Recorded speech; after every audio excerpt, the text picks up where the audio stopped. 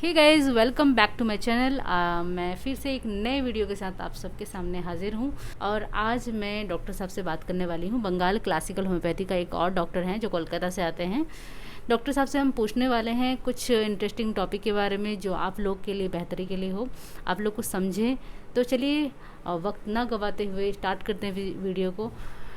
Doctor साहब, मैं आपसे सवाल करना चाहती हूँ, अगर कोई भी पेशेंट जॉइंट पेन लेकर के आए तो हम लोग क्या क्या सोच सकते हैं, क्या क्या डायग्नोसिस हो सकते हैं, किस किस तरह का जॉइंट पेन होता है और कौन कौन सा मोस्ट डेंजरस होता है, ये सारी बातें आपसे करेंगे। तो स्टार्ट करते हैं। कोई भी पेशेंट जॉइंट पेन लेके आए तो हम लोग क्या सोच सकते हैं? आपका देखिए बॉडी में बहुत डिफरेंट तरह का जॉइंट है, ठीक है।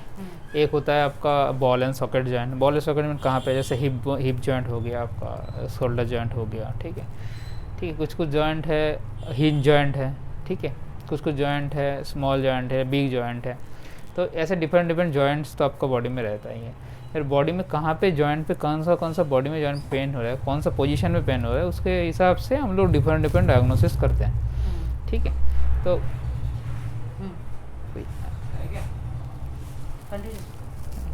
छोड़िए।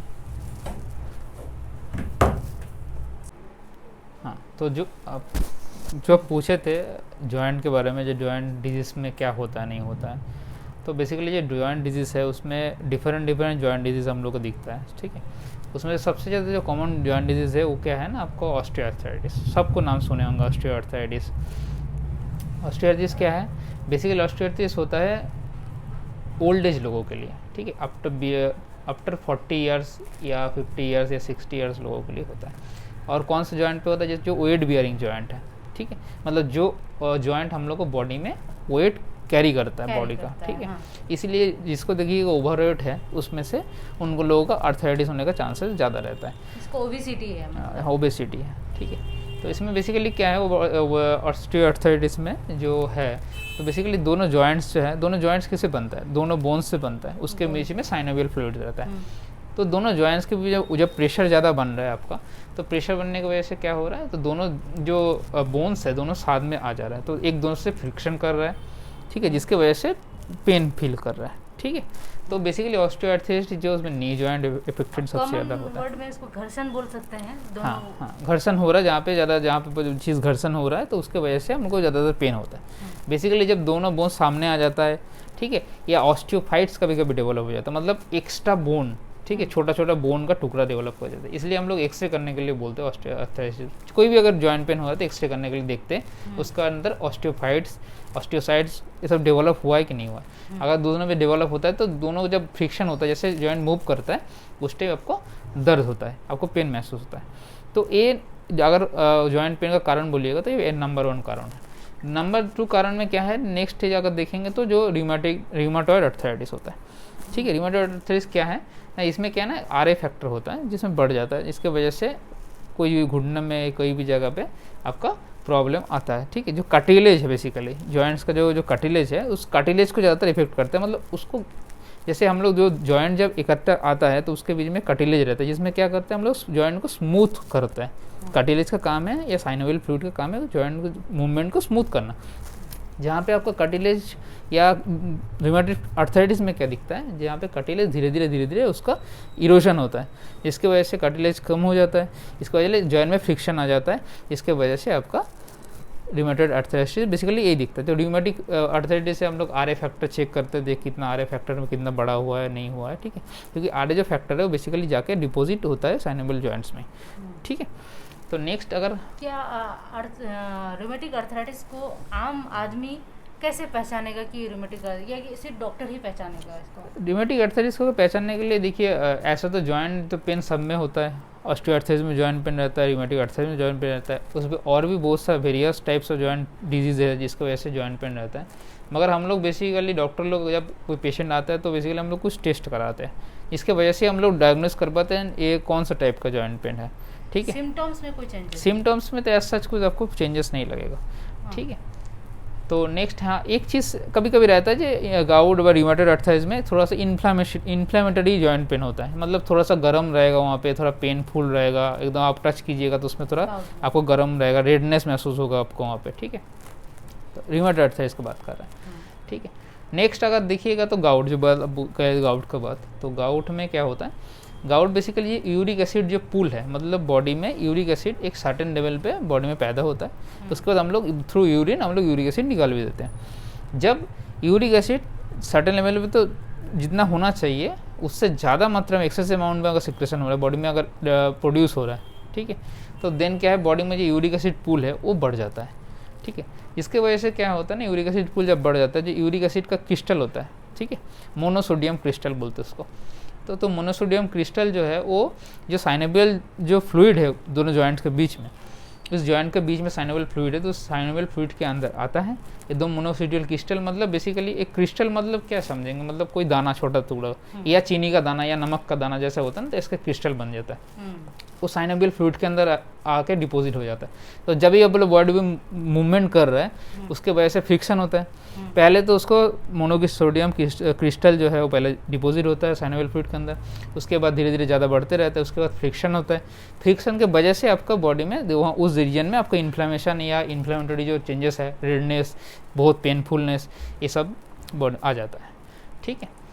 इसका कोई टाइम है पेन होने का, गाउट में स्पेसिफिक डे नाइट को मेंटेन कर रहा है या फिर कुछ ऐसा? रूमेटिक अर्थराइटिस में जॉइंट पेन रहता है, उसमें और भी बहुत सा various types of joint disease है जिसकी वजह से जॉइंट पेन रहता है। मगर हम लोग बेसिकली डॉक्टर लोग जब कोई पेशेंट आता है तो बेसिकली हम लोग कुछ टेस्ट कराते हैं, इसके वजह से हम लोग डायग्नोस कर पाते हैं ये कौन सा टाइप का जॉइंट पेन है, ठीक है। सिम्टम्स में कोई चेंजेस? सिम्टम्स में तो ऐसा सच कुछ आपको चेंजेस नहीं लगेगा, ठीक है। तो नेक्स्ट, हाँ, एक चीज़ कभी कभी रहता है जो गाउट व रूमेटॉइड अर्थराइटिस में थोड़ा सा इन्फ्लेमेटरी जॉइंट पेन होता है, मतलब थोड़ा सा गर्म रहेगा वहाँ पे, थोड़ा पेनफुल रहेगा, एकदम आप टच कीजिएगा तो उसमें थोड़ा आपको गर्म रहेगा, रेडनेस महसूस होगा आपको वहाँ पे, ठीक है। तो रूमेटॉइड अर्थराइटिस की बात कर रहे हैं, ठीक है।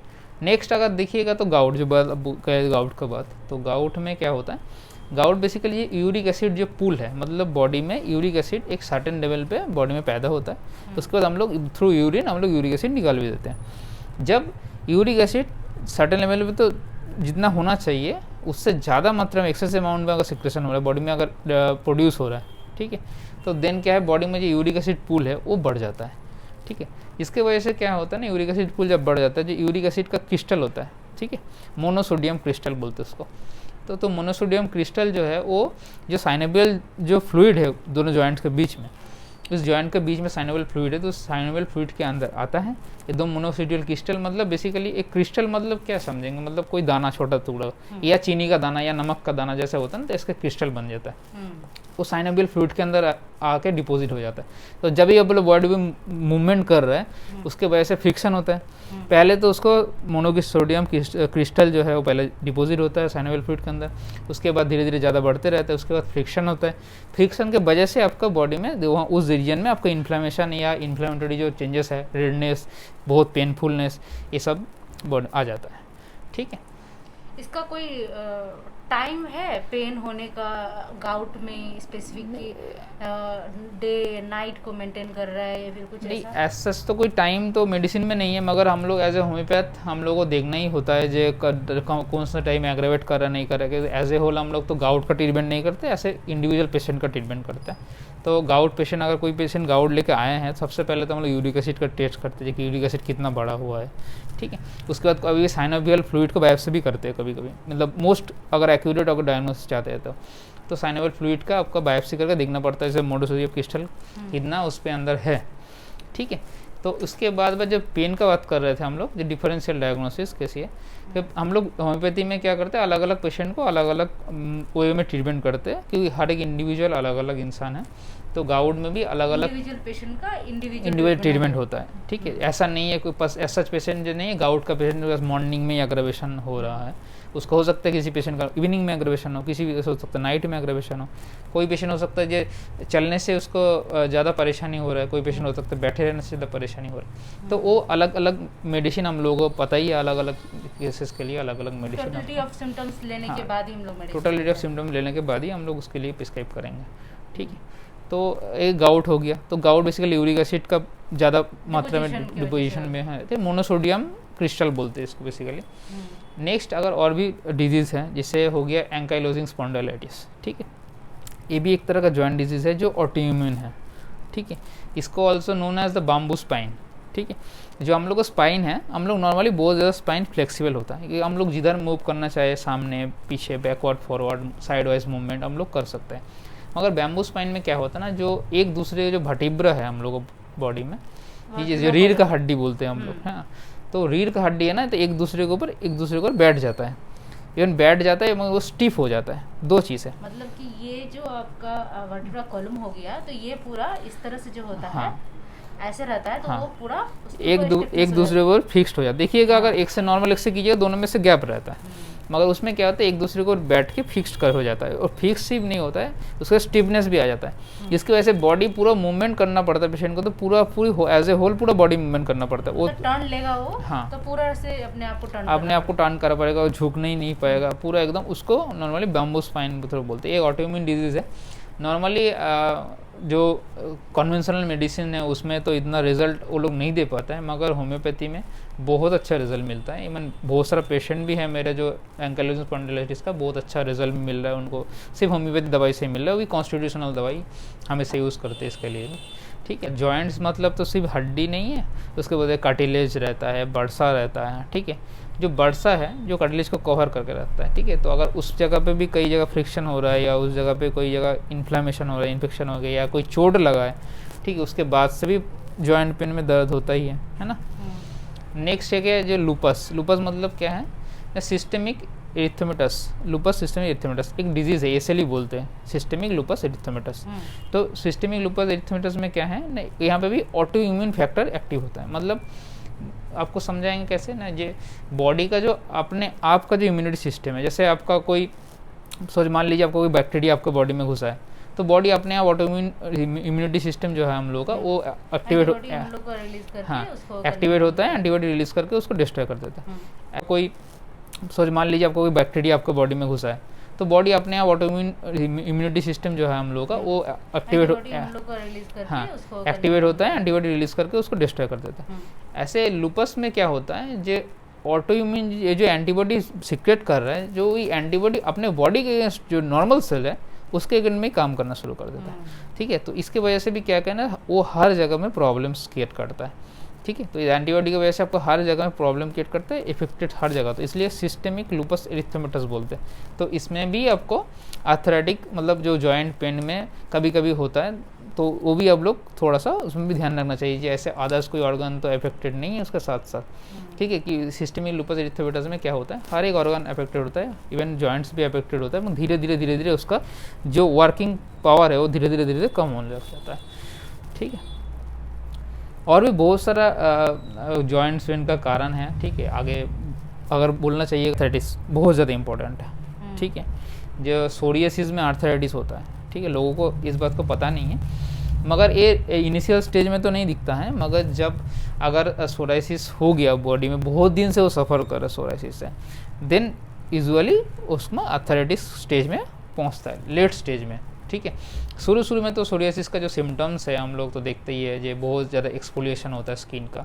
तो स्किन का एक्सफोलिएशन में मतलब क्या है ना, जैसे हम लोग अगर सोरियासिस के बारे में बात करें, ये जितना नॉर्मल स्किन में आपको ग्रोथ होना चाहिए, ठीक है। हम लोग पता है एपिडर्मिस डर्मिस दो स्किन लेयर है, जो एपिडर्मिस लेयर होता है ना, उसका जितना रेट ऑफ ग्रोथ रेट जितना होना चाहिए उससे 10 times 20 times even 100 time faster skin का ग्रोथ रेट होता है, जिसके वजह से क्या है ना, ये अब लोग देखते हैं जो बहुत ज़्यादा स्किन उखड़ने लगता है, स्किन का एक्सफोलिएशन होता है, ठीक है। इवन स्केल के तरह, मछली के आँस की तरह उखड़ते रहता है, उसकी तरह उखड़ने लगता है। इसके वजह से इसलिए उखड़ता है क्योंकि उसका स्किन का जो ग्रोथ है ना, जो डेड सेल है बॉडी का, वही उखड़ता है। इवन हम लोग जितना ग्रोथ होना चाहिए उससे 10 गुना 30 गुना में, इवन 100 गुना से भी ज़्यादा ग्रोथ हो रहा है। हाँ, इसकी वजह से जितना ज़्यादा नया सेल हो रहा है, उतना ज़्यादा सेल को वो डिस्ट्रॉय कर रहा है, उतना उड़ के चला जाता है। ये तो प्रीलिमिनरी स्टेज है जो स्किन में आता है। इवन धीरे धीरे इसको क्या करना है, जो इस सिस्टमेटिक बॉडी में फैलने लग जाता है। अगर प्रॉपर इसी स्टेज में प्रॉपर ट्रीटमेंट अगर नहीं कीजिएगा, या इसी में मैक्सिमम जो क्या है ना, जो सोरियासिस का कोई ट्रीटमेंट बेसिकली है नहीं। एलोपैथी सिस्टम और मेडिसिन में वो लोग स्टेरॉयड वगैरह यूज़ करके थोड़ा देर के लिए अच्छा लगता है, मगर बाद में वो ज़्यादा खराबी सिचुएशन करा देता है। कभी कभी इन्फेक्टिव सोरियासिस हो जाता है या जो पस्चुलर सोरियासिस में वो कन्वर्ट हो जाता है। ऐसा नहीं करना चाहिए। सोरियासिस का कोई एलोपैथिक सिस्टम में या मॉडर्न मेडिसिन में कोई ट्रीटमेंट नहीं है। अगर सोरियासिस का ट्रीटमेंट करना ही है आपको तो सिर्फ होम्योपैथी है जो प्रॉपर वे में आपको रिलीफ दे सकता है। ठीक है, तो उसके साथ साथ सोरियासिस में और भी क्या देखना है, तो जब इस स्टेज को क्रॉस कर गया, अगर सोचिए इस स्टेज में आप ट्रीटमेंट सही ढंग से नहीं ले रहा तो देन क्या होता है ना, वो सोरियासिस जो इंटरनल सिस्टमिक ऑर्गन है सब ऑर्गन में धीरे धीरे अफेक्टेड होने लगता है। जैसे कि दीमक घर को खा लेता है, दीमक घर को, हाँ उस तरह पूरा बॉडी का हर एक पार्ट में, जैसे सिस्टमिक लूपस एरिथेमेटस के बारे में बताया मैंने, ये सोरियासिस में होता है। इसमें सोरियाटिक आर्थराइटिस भी डेवलप हो जाता है। ठीक है, वो भी मतलब कोई भी जो जॉइंट्स वगैरह है तो उसमें भी आ जाता है। ठीक है, और एक तरह का डिजीज़ है, अगर देखिएगा जॉइंट पेन के बारे में, तो एक तरह है जो इन्फेक्शियस डिजीज़ है। ठीक है, कुछ टिक बॉर्न डिजीज़ है। ठीक है, टिक बॉर्न डिजीज़ का मतलब क्या है, टिक एक तरह का इन्फेक्शन है, मतलब एक तरह का बोल सकते हैं, जैसे बैक्टीरिया है, वायरस है, तो टिक भी ऐसा है। ठीक है, तो टिक बॉर्न डिजीज़ कुछ है जिसकी वजह से भी आपका अफेक्टेड हो सकता है। ठीक है, और चौथा कारण जो मेन कारण है, जो सबसे ज़्यादा इम्पोर्टेंट है, ठीक है, जो पहले ही सबसे ज़्यादा इम्पोर्टेंट है, जो उम्र होता है, जब इंसान का जब 60+ एज हो जाता है तो बॉडी जो बोन मास डेंसिटी, बोन का डेंसिटी है वो धीरे धीरे कम हो जाता है। ठीक है, जिसके वजह से क्या होता है, बोन डेंसिटी कम होता है तो ऑस्टियोपोरोसिस भी रहता है बॉडी में। ठीक है, जैसे बॉडी में जितना कैल्शियम हो उतना इंटेक नहीं हो पा रहा है, इसके वजह से बोन का डेंसिटी भी कम हो जाता है, यानी बोन वीक भी होने लगता है। जब बोन वीक होने लगेगा तो ऑटोमेटिकली बोन का डेंसिटी कम होने लगेगा, तो ऑटोमेटिकली उसके वजह से भी आपका जॉइंट्स पेन वगैरह तो आएगा। ठीक है, तो बेसिकली यही कॉजेज़ था लगभग जॉइंट पेन का। ठीक है, और भी बहुत सारा कॉजेस है, तो डिफरेंट इंडिविजुअल के ऊपर डिफरेंट सिचुएशन में वो देखा जाता है उसका कौन सा जॉइंट पेन हो रहा है। आप लोग समझे जॉइंट पेन किसको कहते हैं, जॉइंट पेन को कैसे क्लासिफाइड करेंगे, अलग अलग कैसे करेंगे। तो इन शॉर्ट हम आपको ये बताना चाहेंगे कि कोई भी किसी भी इंसान को जॉइंट पेन हो रहा है या फिर कोई भी इंसान जॉइंट पेन से सफ़र कर रहा है तो वो डॉक्टर से कांटेक्ट करे, क्योंकि एक डॉक्टर ही आपको बता सकता है कि क्या क्या उसमें डिफरेंस है और आपको कौन सा हुआ है जॉइंट पेन में भी अलग अलग, जैसे डॉक्टर साहब ने एक्सप्लेन किया, तो अलग अलग चीज़ है, वो आपको क्लिनिक आने के बाद ही पता चलेगा। उसके बाद प्रॉपर मेडिसिन लीजिए और फिर ठीक होइए। ठीक है, मुझे दीजिए इजाज़त, अल्लाह हाफ़िज़।